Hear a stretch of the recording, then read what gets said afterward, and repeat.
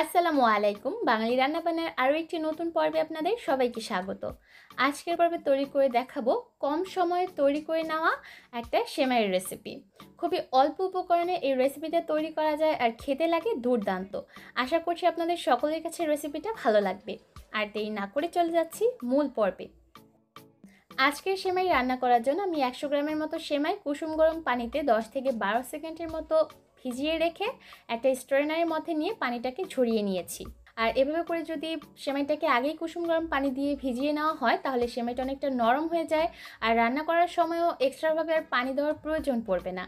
আর তার সাথে লাগবে চীনা বাদাম। আমি এখানে 1/3 কাপ পরিমাণ চীনা বাদাম ব্যবহার করেছি। আর আজকের রেসিপির জন্য অবশ্যই চীনা বাদাম ব্যবহার করবেন, এতে করে কিন্তু রেসিপিটা খেতে বেশি ভালো লাগবে।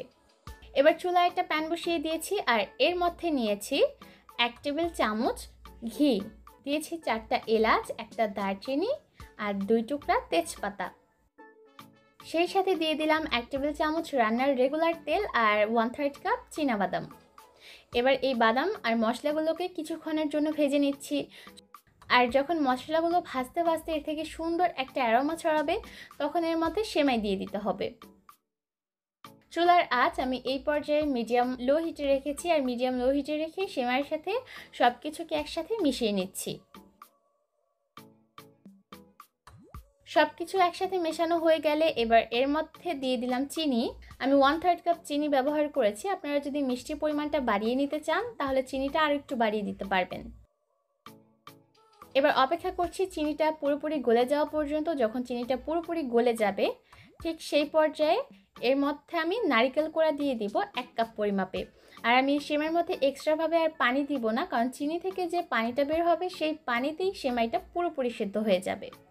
এবার সব কিছুকে আরও 4-5 মিনিটের মতো একসাথে ভুনে নিব, যতক্ষণ না পর্যন্ত চিনির থেকে বের হওয়া পানিটা পুরোপুরি টেনে যায় আর সেমাইটা একটু ঝরঝরা হয়ে আসে।